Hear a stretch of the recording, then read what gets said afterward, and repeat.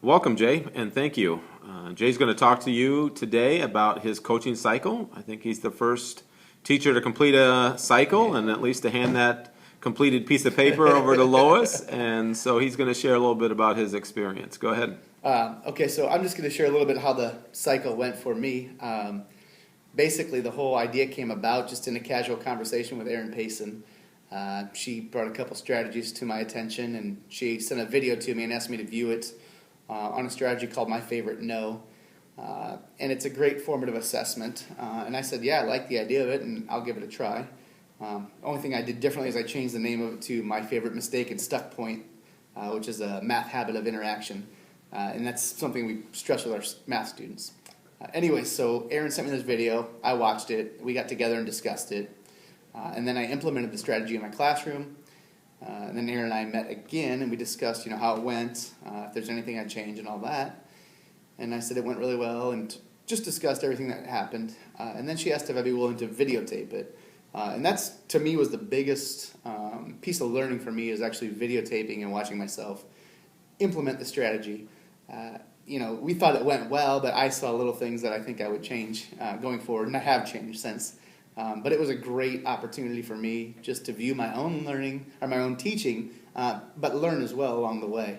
And had Erin not brought the whole strategy to my attention, I probably never even would have thought of it or used it. So it was a great experience of mine.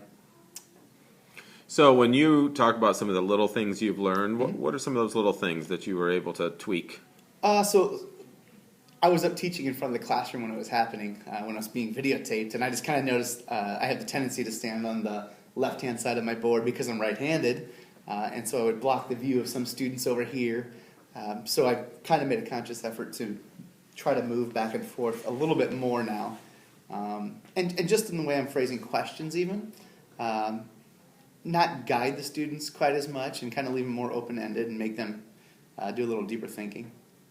So what was that like being videotaped? Again, to me, it was no big deal at all because I knew it was going to benefit my teaching.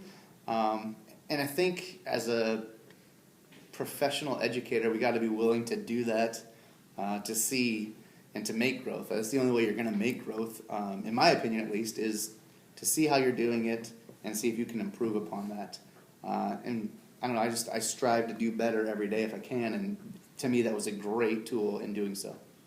And so talk a little bit about working with Erin and working with a coach. Okay. What was that like for you?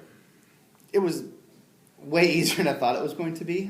When I was told we were going to have to do the coaching cycle, I was a little worried about what it would all entail. But it was seamless. I mean, it was, I wouldn't even call it coaching really. It seemed to go so well. It was just two professional educators discussing and formulating strategies to make something easier or better for the students. In the long run, it's going to save me time because the strategy that I used, it pointed out some misconceptions my students had way before I would have learned that last year. In years past, I'd have to wait until I gave a quiz or an end of the week little formative assessment. And now I do it, the minute it happens, I can see it happening.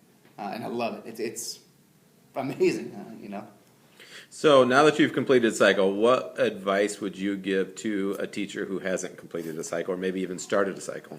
The biggest advice I would give, in my opinion, is that it's nowhere near as bad as I thought it was going to be. Not that I thought it was going to be bad, but I was a little overwhelmed, I guess I would say.